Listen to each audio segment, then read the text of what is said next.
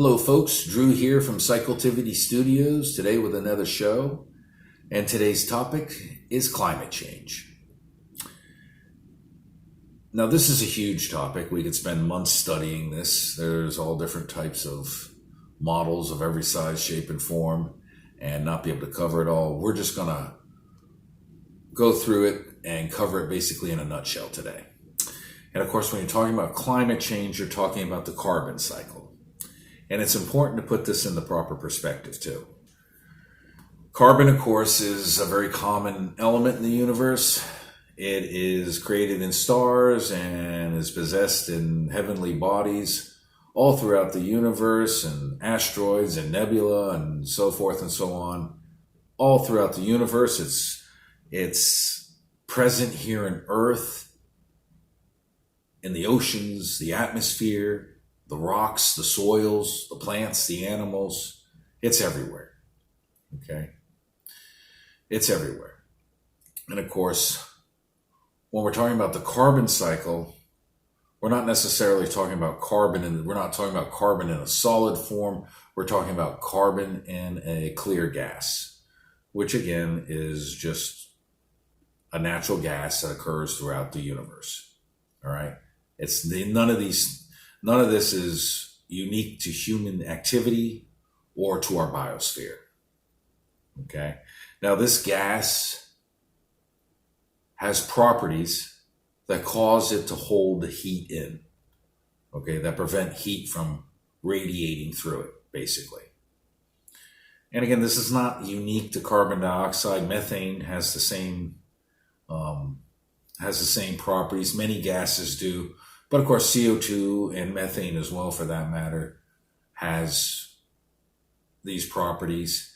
And this is where the idea of climate change and global warming comes in, from the CO2 that we put in the atmosphere. Okay? Now, there are many, many models, okay? And there are of climate change. If you can remember, there was a point in time where this was supposed to throw us into an ice age. There was a point in time where the ice caps were supposed to be melt by the year 2013, if you can remember that, okay? And it was an absolute crisis. And of course, 2013 came and went. The ice caps didn't melt. And here we are in almost 2020, and they still haven't melted, and we're expecting a very cold winter. Okay, so, the point I'm trying to make is this, is that, yeah, there's a lot of fake news and fake science surrounding climate change. Okay. And there's also a lot of good science out there. Okay. There's a lot of good science being done also.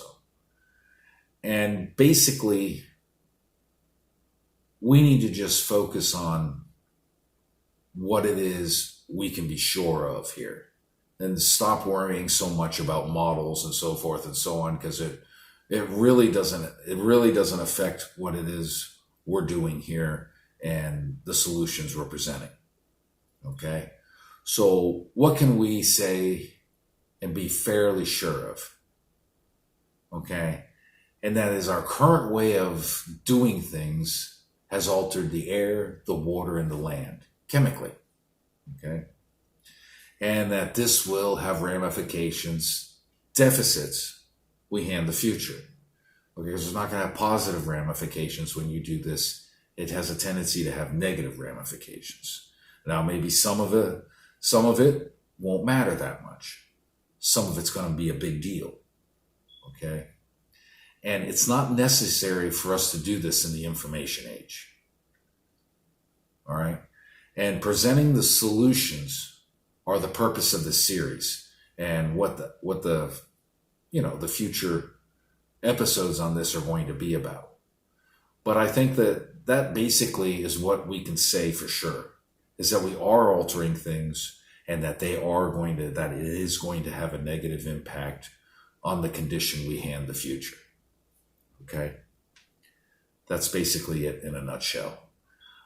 As far as how it's going to play out exactly, too complex. Okay? The models are all over the place, from the world ending in no time to, then you speak to the next guy and, well, in 100 years, we should begin to see issues, so you really can't tell where it's going to be. The point is that it's not necessary for us to do, okay, that what we're doing is negative. It's not necessary to do. And there are positive solutions here, okay, that are going to help us. Now, the UN just had a climate change conference meeting, whatever, in one of their latest meetings there. And I was listening to this teen Greta speak. I don't know if you've seen her, but you can Google it if you haven't.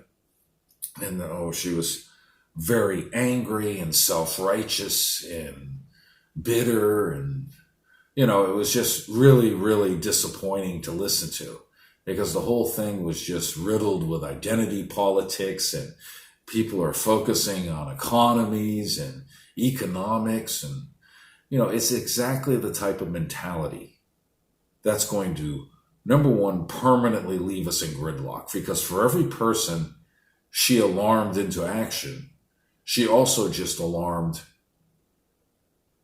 into, to stand against who she is and what she believes. And the only possible outcome of that behavior is going to be gridlock. It's exactly where we've been on these issues. We just take a little action, then the next group comes in and they take away a little action. And basically at the end of the day, nobody's doing anything or addressing any of the issues. She did not address the major environmental issue of the day. Neither did the UN. Okay.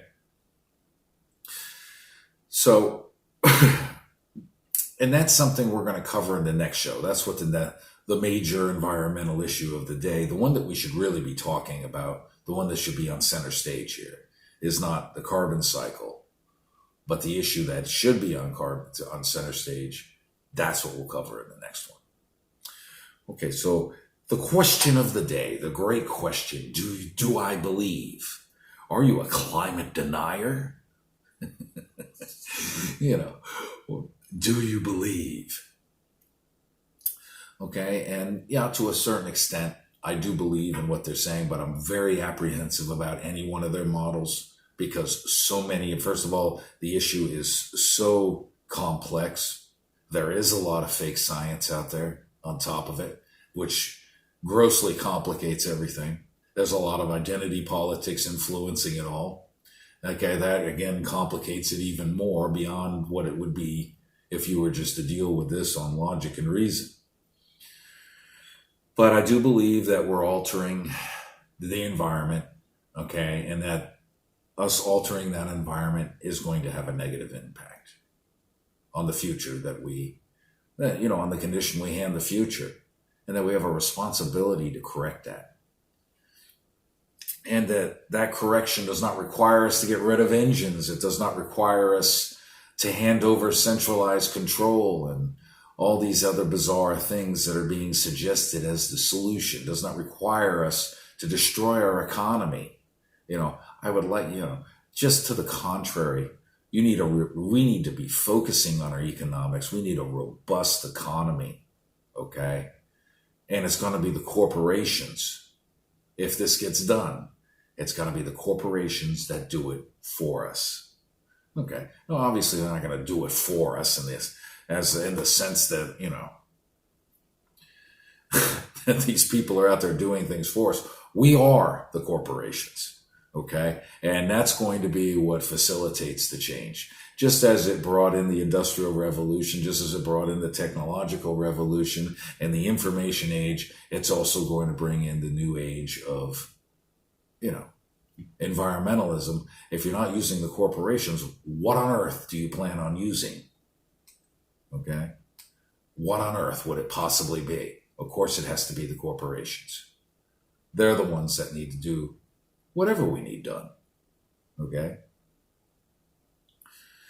So, no centralized control is required, no handing over paychecks. Nor will these changes prevent us from advancing into the future. Okay? Basically, we can have everything we have today. We just have to do things a little bit different. And we'll talk about this in future episodes. But as for the next episode, we're going to give you the question these people should be asking. isn't, do we believe in climate change? But the one question that they should be asking, the one way you can tell if you're really dealing with an environmentalist here, or if you're dealing with somebody who's wound up in identity politics or whatever, a product of this, the New World Order mentality out of the UN, or if you're actually dealing with an environmentalist. We're going to give you that question in the next show. Okay, so stay tuned for that one. That one's going to be another one that's promises to piss off the left. It's going to piss off the right. And, look at our condition. Okay, if you really sit down and look at your condition, okay, just look at your condition socially. Look at your condition environmentally, okay? There's a reason why we're in this condition. And the fact that we're pissing off the extremes, okay, is exactly what we should be doing. Okay, if what you're doing because they're the reason we're in this situation. Okay, they're the reason why we're not addressing these issues. They are what prevent us from moving forward. They are what causes the gridlock. Okay, and we need to stay down the middle of the road here. Okay, folks, so I'd like to thank you for stopping by. That's all we're going to say about it for today. Like I said, I know it's a huge issue, but that's enough said. Okay, and thanks for stopping by. And if you'd like to see further shows like this, make sure you like and subscribe. And thanks. I'll see you next time. Have fun.